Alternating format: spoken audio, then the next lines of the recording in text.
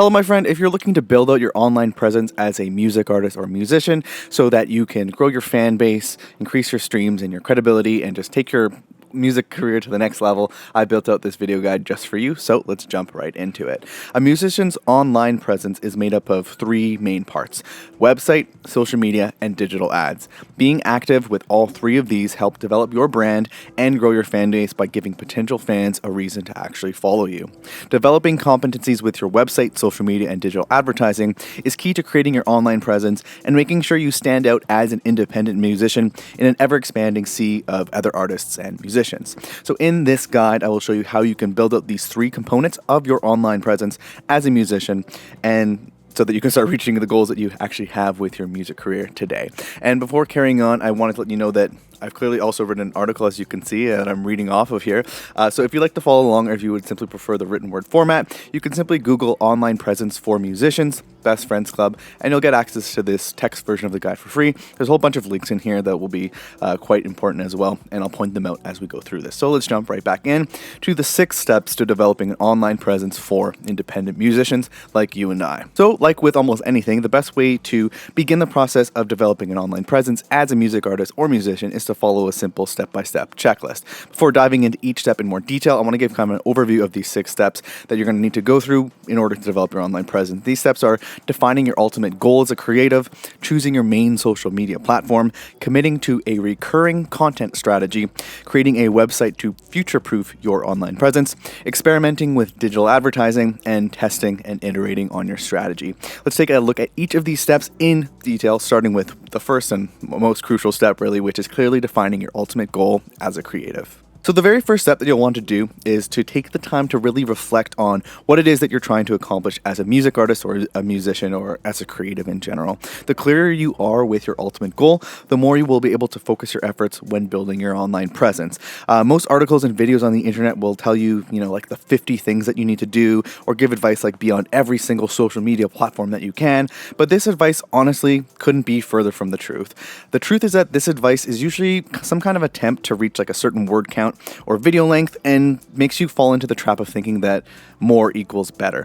The truth is that as an independent artist or musician, you have very limited resources in the form of both time and money, and you need to choose how you use those resources very, very wisely, especially at first. By clearly defining your ultimate goal first, you'll be able to completely focus on what matters most to you, and you can always join other social media platforms and try other tactics and strategies down the road. If so, one thing I do want to clarify here too before continuing is that it's important to have an ultimate goal as a creative and not just like from a business perspective.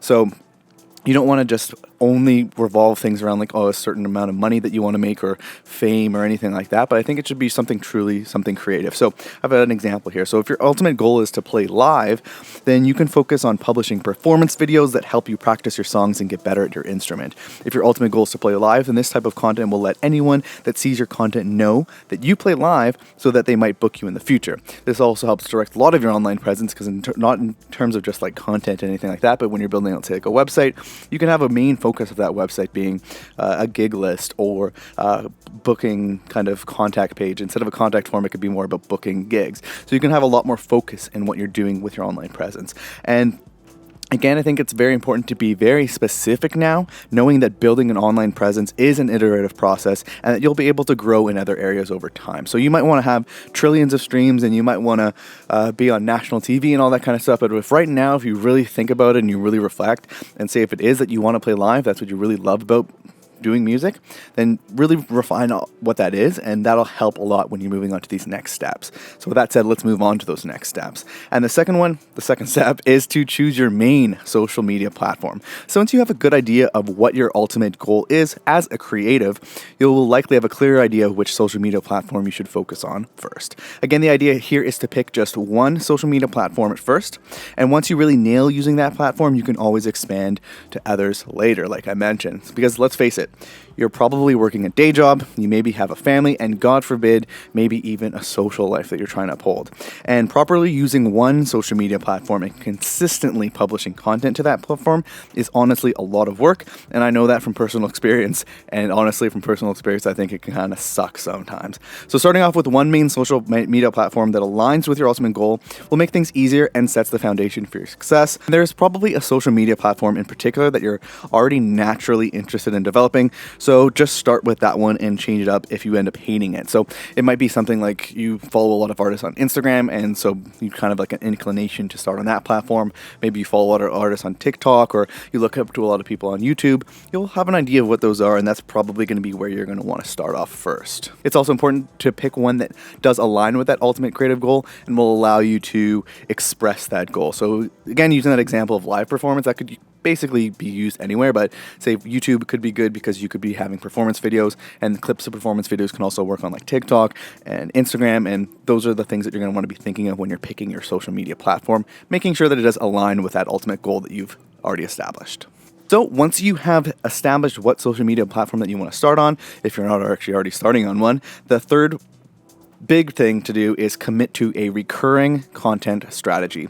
So freely giving away valuable content on a consistent basis is truly the key to building the individual fan to artist relationship that you should ultimately want your online presence to get you. Consistency is what will build momentum in your career to the point that you have a real and supportive fan base. The more you commit to showing up, the more chances you have to catch the attention of new fans, as well as deepen your connection with the fans that you already have. The best way to build a fan base on social media that wants to support you and your art is to consistently release new content by combining a recurring content strategy with a content calendar. And a recurring content strategy, basically, the name kind of gives it away, but it's these types of content themes that you do on a consistent basis that you're always putting out, let's say on a weekly basis, something like that. It might be like live performance videos every Monday, maybe something a bit more educational on Wednesdays or Thursdays, and then you tie it together with a content calendar that it's a little bit more direct. The recurring content strategy is a little bit more pie in the sky, high level kind of ideas, and the content calendar actually makes it more specific. So this piece of content, exactly this piece of content is going out exactly at this time on this social media platform. And if you want help building that out, I do have a link to a how to build a fan base on social media guide that you can find in this article here. As you can see, this nice reddish link will take you to that. I'll make a video on it eventually, but probably by the time of this video, you're going to want to head out to the article and see the text guide to follow along with that. So the fourth step is to create a website to future-proof your online presence. So here, hopefully I don't sound too rude or negative or anything like that, but when researching how to develop a fan base and online presence, you will most likely find that you are recommended to build a website very early on in whatever article or video you're checking out. You'll also likely get some super fluffy advice about how a website makes you look professional and that it should be your central hub so that fans can find you there instead of a platform that you don't own like Facebook or Instagram or YouTube or TikTok or anything like that. So although there is an objective truth to that, the reality of building an online presence is much, much more annoying, because the fact is that no one is going to visit your website, especially when you are first starting out. This, in hand with the fact that it does cost some money to set up and manage a website, is why I would recommend simply starting with social media first, and then getting to this website stage a little bit later when you do feel ready. So yes, a website will make you look more professional and can be useful to send fans to, but really the most useful thing that I found that a musician's website is good for is for actually future-proofing your online presence. What I mean by this is that when you're ready to start running digital ads, and when you're ready to start selling merch, or when you're ready to build out a membership, or creating a unique online fan experience, a website will allow you to build out these things without having to pay for separate individual online services and tools. And really, my main favorite example of this is the rise of something called music links or smart links in the world of music marketing. I do have a video on smart links for music marketing if you want to check it out here, but really the main thing and why this one always gets me is because these are just web pages with an image, some text, and a few buttons, but companies have been able to market this as something truly unique that you need to pay $10 to $50 per month for. With a website, you can build these pages out yourself, and when the next trend, or if it's a gimmick, whatever it it is, comes along, there's a good chance that by having a website, you'll be able to get involved without having to actually pay for anything separate, a separate service or tool or anything like that. That's really what I mean by future-proofing your website, because there's so many ways that your online presence and your music career can go, and by having a website, it allows you to be flexible in how you're developing your online presence. And the next step is moving on to experimenting with digital advertising. So on my personal path to getting over 4 million Spotify streams and getting on more Spotify editorial placements than I can even count at this point, the one tactic that has been the most effective has been digital ads. And before just throwing away like a big old brag like that, I do want to link to a video where I explain how I got on so many Spotify editorial playlists. It's a bit dated. I think when I first did it, it's been about 6 months at the time making this video, maybe 12 months even. It's maybe about 2-3 million streams that I've been at. It's grown quite a bit since that, but it's still pretty helpful, and it does give a good overview of what strategies I've used and how I got to that point. But moving back on to digital advertising, because digital advertising, spoiler, was a pretty big aspect to getting to that pretty cool goal. So we'll jump back into this. So not only are digital ads great for bringing brand new fans and listeners into your world, but they're also great for strengthening the artist-to-fan relationship for your current listeners to more quickly turn them into true fans of your music.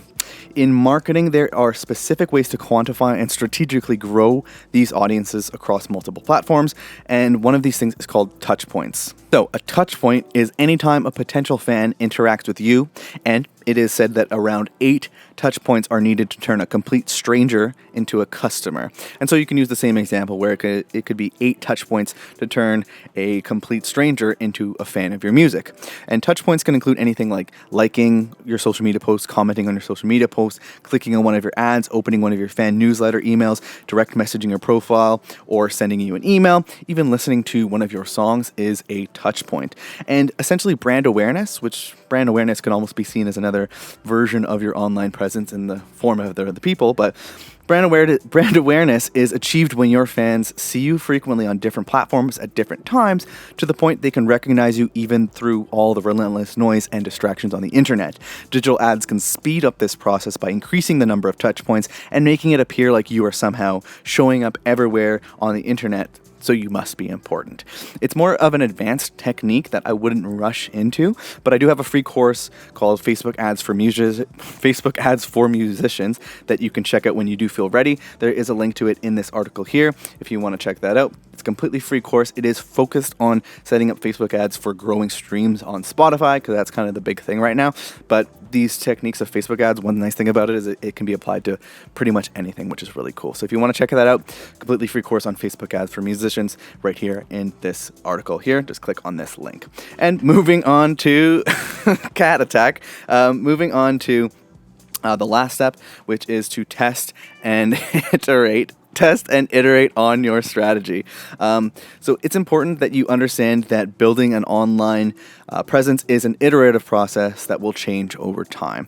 It's important that you take on the mindset of starting now and evolving later, because there will naturally be changes along your journey, and the sooner you start this process, the better. After publishing content on a social media platform for a few months, you may find that you really don't like posting on that particular platform. You may find that people aren't vibing with your imagery and branding like you thought they would, and you might need to change it up. The posts you've been making of different live cover songs may be a smash hit with your audience, but they might just be too demanding and overwhelming on you personally to keep creating that type of content. Digital ads are nowhere near close to easy, and will take time for you to learn how to set up correctly and dial in the most optimal target audiences. These are hard lessons that will be unique to your personal experience and can only be learned through personal experience. But don't worry. Remember that what you start with does not have to be what you end up with. The key again is to start now and evolve later, my friend. Get out there, test, fail, iterate, and test again. This process is what will help you develop the competencies with your website, social media, and digital advertising. And these competencies are key to creating your online presence and making sure you stand out as an independent musician in an ever-expanding sea of other artists and musicians. So with that said, that is an overview of online presence for musicians, music artists, that kind of thing. If you found it useful, I would definitely check out this article. There was a bunch of links in here for separate guides, depending on what step that you are on and you need to dive into a little bit more. But it is kind of an overview. Those are really the main 3 things: website, social media, and digital ads. Stuff like PR, press, that kind of folds into social media. And I don't talk about it too much because, for one, it's a little bit outside of your control to a degree, and the main thing is that it's just not as useful as it used to be. Blogs and write-ups and that kind of stuff, it's just not as important as it once was. It's the truth. And again, you don't have that much control over it, but you can have a lot of control over your website, your digital ads, and your social media. So if you found this video useful, make sure you like and subscribe and all that good stuff. Good luck on building out your online presence and developing a fan base and all that cool stuff with your music career. Good luck on your next release if you have one coming up, and I will see you in the next video, my friend. Have a good one.